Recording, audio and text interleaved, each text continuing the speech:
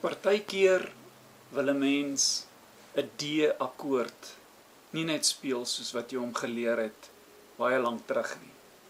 Deur daai bekende vorm te vat. Hy bly lekker, glo my. Maar daar is variasies wat mens kan doen. Jy gebruik 'n bietjie ander vingers.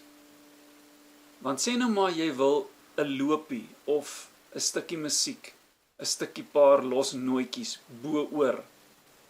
Ja, dit klink snaaks, bo-oor, maar dit is bo-oor die akkoord speel. Sê nou maar jy speel 'n D. En jy wil dit doen.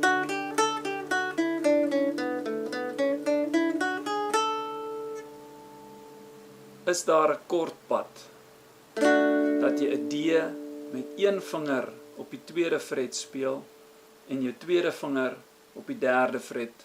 Kyk, dit lyk presies soos 'n D wat jy gespeel het, maar jy het net ewe skielik twee vingers en twee ander vingers is los om ook iets te doen. Nou speel jy 'n D.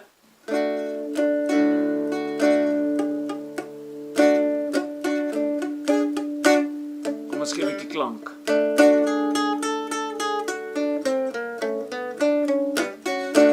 Dis 'n D. Nou bly die eerste vinger vas. Ja, skuif hy bietjie.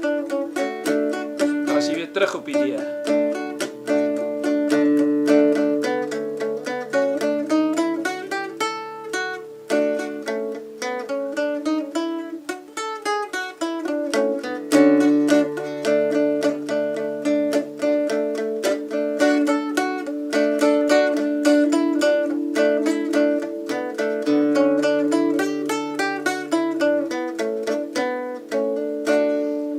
Eerste vinger bly vir 'n lang ruk op die tweede fret redelik vas, maar ontspanne vas, want hy moet nie vas wees heeltemal aan die nek nie, maar hy is mos nou nie vasgegom nie, so hy moet nou mos ontspan.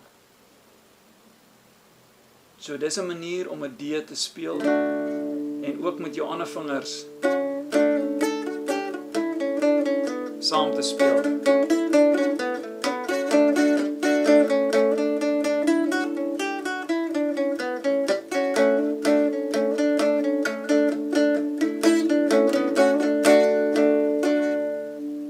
Eksperimenteer bietjie om die akkoorde wat jy reeds ken met ander vingers te speel. Kan net vir interessantheid wys, jy het 'n A-mineur akkoord wat jy altyd so speel. Dan speel hom bietjie met die eerste vinger los en sit hom weer terug. En hoor of die klank dieselfde is. Bly eksperimenteer.